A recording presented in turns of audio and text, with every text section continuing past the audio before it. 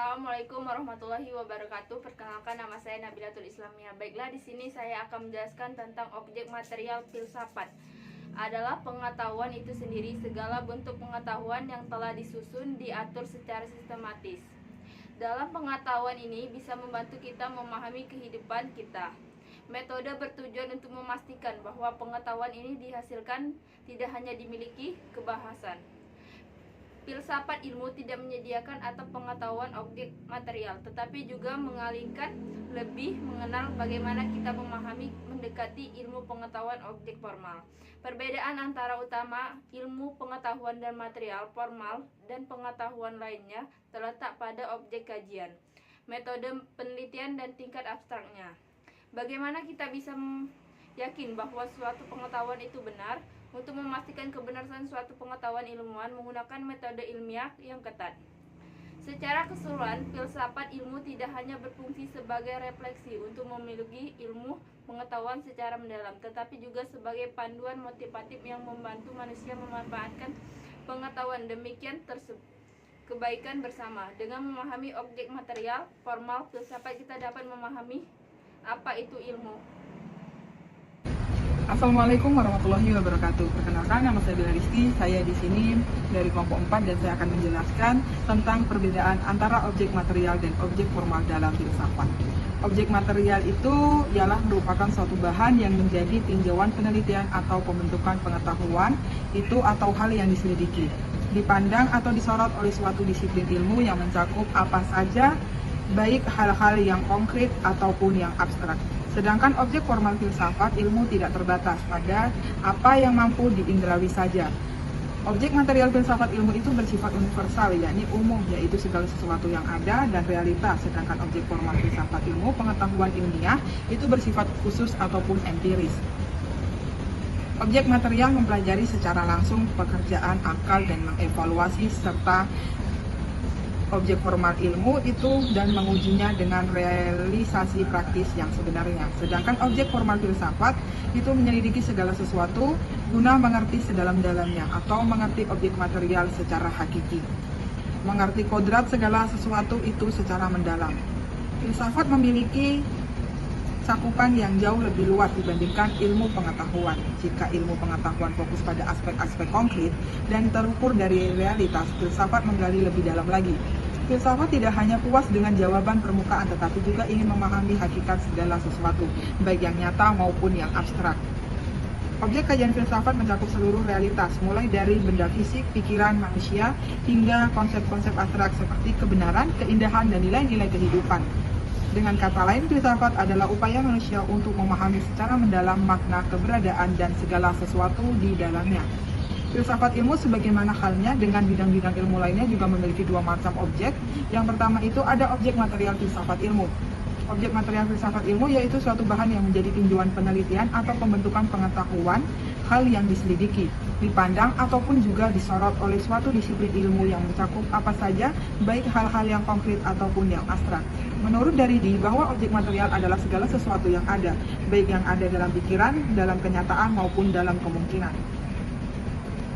Segala sesuatu yang ada itu dapat dibedakan menjadi dua ataupun dibagi menjadi dua. Yang pertama ada yang bersifat umum, yakni ilmu yang menyelidiki tentang hal yang ada pada umumnya. Yang kedua ada yang bersifat khusus yang terbagi dua juga, yaitu ada secara mutlak dan tidak mutlak yang terdiri dari manusia dan alam. Yang kedua ada objek formal filsafat ilmu. Objek formal adalah sudut pandang dari mana sang subjek menelaah objek materialnya. Setiap ilmu pasti berbeda dalam objek formalnya.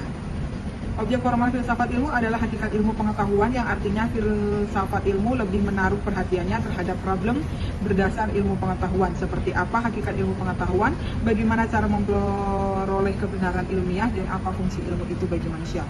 Problem ini yang dibicarakan dalam landasan pengembangan ilmu pengetahuan, yakni landasan ontologis, epistemologis, dan aksiologis.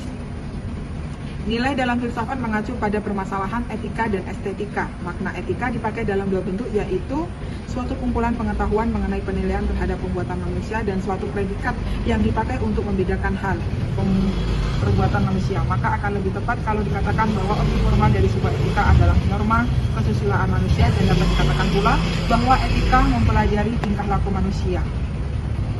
Perkenalkan, nama saya Nela Rizky Amelia. Di sini saya akan menjelaskan kedudukan objek material dan objek formal filsafat dalam kehidupan manusia.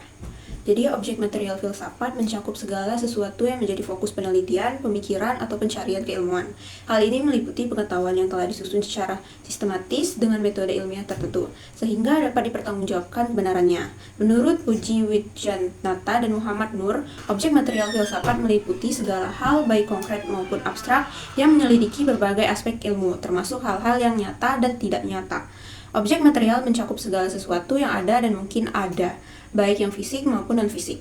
Hal fisik meliputi segala sesuatu yang dapat diamati, sementara yang non-fisik meliputi hal abstrak seperti logistik, nilai-nilai spiritual, dan konsep-konsep psikis. Pandangan Louis O. menyatakan bahwa cakupan filsafat sangat luas, mencakup seluruh aspek pengetahuan manusia, baik yang tampak maupun yang tidak tampak, yang nyata maupun yang hanya dalam pikiran. Objek formal filsafat. Objek formal filsafat adalah sudut pandang yang mendalam terhadap objek material untuk memahami esensi atau hakikatnya. Menurut Lasio dan Yuwono, objek formal tidak hanya mempelajari aspek empiris, tetapi juga prinsip-prinsip yang mendasari kebenaran dan ketidakbenaran. Dengan demikian, objek formal filsafat membantu menjelaskan arti, posisi, dan fungsi objek dalam pengetahuan, serta mengarahkan klasifikasi ilmu menjadi kualitatif atau kuantitatif. Filsafat sangat dekat dengan kehidupan manusia, meskipun sering kali kebenarannya tidak disadari. Melalui objek formalnya, filsafat membantu menentukan ruang lingkup ilmu pengetahuan dan menjelaskan pentingnya arti dari berbagai fenomena. Filsafat juga berperan dalam membedakan jenis-jenis ilmu berdasarkan bidang studi, serta menentukan sifat ilmu yang bersifat kualitatif atau kuantitatif. Jadi, kedudukan objek material dan objek formal filsafat dapat disimpulkan bahwa objek material bersifat universal dan mungkin segala sesuatu yang ada, baik konkret maupun abstrak, realitis maupun yang dapat indrawi sebaliknya. Objek formal lebih spesifik karena memandang esensi dari objek material, baik yang nyata maupun abstrak, dengan fokus pada prinsip dan metode objek formal, bersifat empiris dan mendalam untuk mengungkap kebenaran hakiki suatu fenomena. Assalamualaikum warahmatullahi wabarakatuh. Di sini saya akan sedikit menjelaskan bagaimana itu hubungan objek material dan objek formal masalah kehidupan manusia. Yang pertama itu objek formal dan objek material dalam filsafat ada dua konsep yang saling berkaitan. Objek material yaitu merujuk pada kajian yang seperti alam semesta, manusia, konsep seperti keadilan. Sedangkan objek formal itu adalah sudut pandang atau pendekatan untuk memahami hakikat dan esensi objek tersebut dalam kehidupan. Keterkaitan ini terlihat ketika kita merenungkan sesuatu, misalnya keadilan. Filsafat tidak hanya mengajarkan definisi keadilan, tapi juga mengajak kita menganalisis esensinya dalam konteks tertentu. Hal ini membantu kita memahami realitas secara mendalam dan kritis. Dalam ilmu pengetahuan, objek material adalah fenomena yang dipelajari, sedangkan objek formal yaitu metode ilmiah yang digunakan untuk memahami fenomena tersebut. Dengan demikian, keduanya menjadi bersama untuk memberikan wawasan yang lebih komprehensif. Bagaimana kontribusi praktis filsafat bagi kehidupan yang bermakna? Filsafat adalah pandangan hidup yang membantu manusia memahami hakikat diri, hubungan dengan sesama dan tujuan hidup. Melalui berbagai cabangnya, filsafat memberikan panduan praktis untuk menjalani kehidupan yang lebih bermakna. Di antaranya filsafat biologi, yaitu memahami tubuh sebagai bagian dari eksistensi manusia, mengajarkan pentingnya menjaga kesehatan fisik dan mental sebagai dasar untuk hidup berkualitas. Lalu selanjutnya ada filsafat estetika, menghargai keindahan dalam seni, alam dan kehidupan sehari-hari, memberikan kebahagiaan serta kedamaian batin, serta memperkaya pengalaman hidup. Lalu selanjutnya ada filsafat etika, yaitu etika memberikan panduan untuk bertindak secara moral dan bijaksana. Pemahaman nilai-nilai moral memperbaiki hubungan sosial dan memberikan kepuasan batin. Lalu selanjutnya yaitu filsafat sosial, yaitu mengajarkan pentingnya peran manusia dalam masyarakat untuk menciptakan hubungan harmonis melalui empati dan penghargaan terhadap orang lain. Selanjutnya ada filsafat agama, yaitu membantu manusia menemukan makna spiritual melalui hubungan dengan Tuhan, serta memberikan kedamaian batin dan arah hidup yang lebih jelas. Lalu selanjutnya ada filsafat aksiologi, yaitu mengevaluasi nilai-nilai penting dalam hidup, membantu manusia menjalani hidup yang lebih terarah, dengan fokus pada hal-hal yang bermakna. Selanjutnya ada filsafat politik, yaitu memahami konsep keadilan, kebebasan, dan hak asasi manusia, membuat manusia lebih kritis dalam menilai kebijakan publik dan berperan aktif menciptakan masyarakat yang adil dan demokratis. Lalu yang Selanjutnya yaitu filsafat epistemologi, yaitu mengajarkan cara memperoleh pengetahuan yang valid melalui berpikir kritis, membantu manusia menghindari kesalahan informasi, terutama di era modern yang dipenuhi berita-berita palsu. Lalu yang terakhir yaitu filsafat pendidikan, yaitu membahas tujuan dan metode pembelajaran ideal, memandang pendidikan sebagai proses pembentukan karakter dan pemikiran kritis, sehingga menciptakan sistem pendidikan yang lebih bermakna.